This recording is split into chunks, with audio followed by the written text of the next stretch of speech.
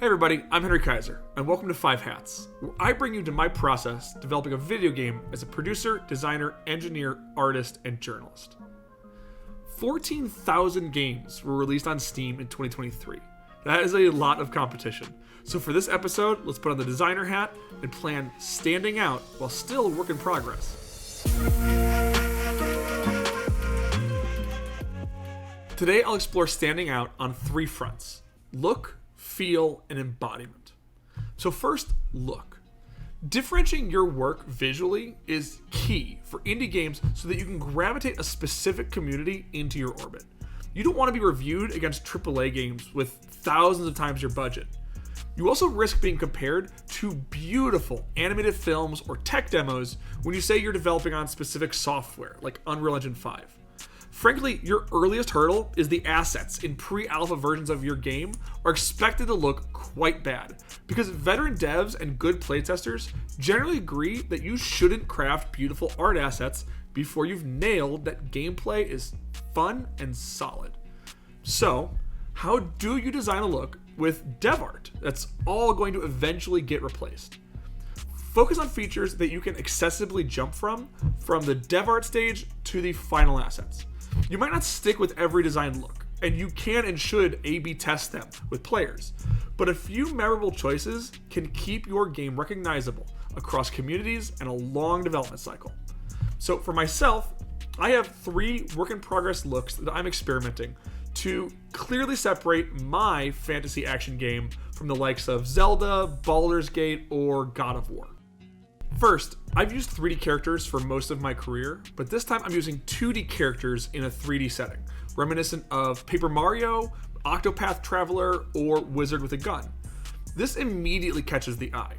Add in a free rotating camera and 8-direction animations, and now it feels distinct from those examples. Second, I have a pixelization rendering process that gives my characters a unifying retro look, even though they're from distinctly styled dev art libraries. I do this with a pipeline that is forward compatible with any final art I might adopt in the future. And finally, I want my fantasy game to uniquely signal magic and journalism in some way.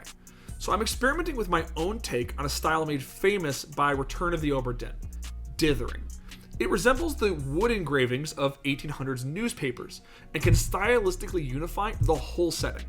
So building off that, the idea is to use monochrome for the mundane, while the magical is in full color. It's an idea that has strongly resonated in target audience discussions, and it could improve visual accessibility for colorblind players. It will require an artistic overhaul to work, but it's in the plans. Okay, so that's look. Now that you've caught someone's eye, you need to communicate the game's feel. There is infinite flexibility here to be the same or different from your competition. Focus on the common expectations of your genre and define differentials from there.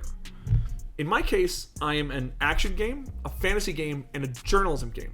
So how am I differentiating against each?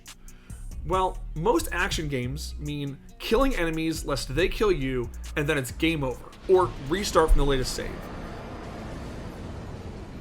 So for my feel, you're a non-combatant dodging attacks with other objectives, and getting defeated in the action isn't a game over, but more commonly has you revived in town with fail-forward mechanics. As a fantasy game, most of those are often a little slower, and they stop for dialogue, reading, and lore often.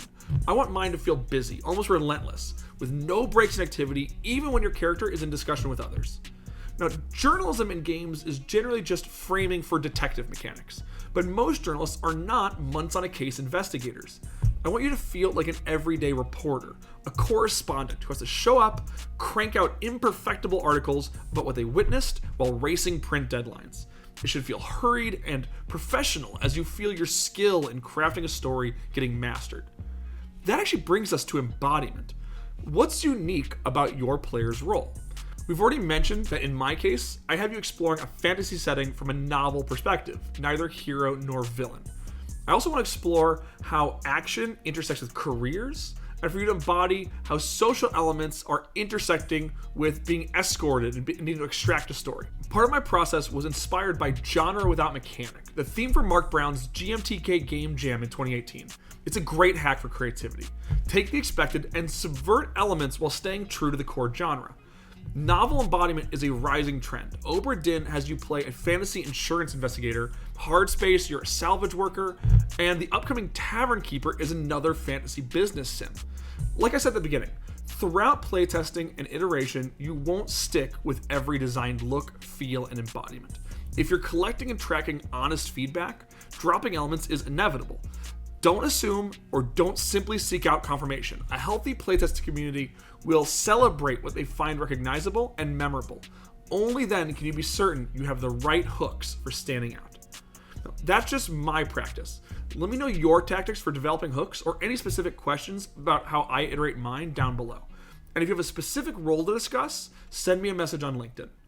That's all for this episode of 5 Hats. In the next episode, we'll be wearing the artist hat, opening a bunch of software, and diving into my current pixelated paper character pipeline. We'll see you then.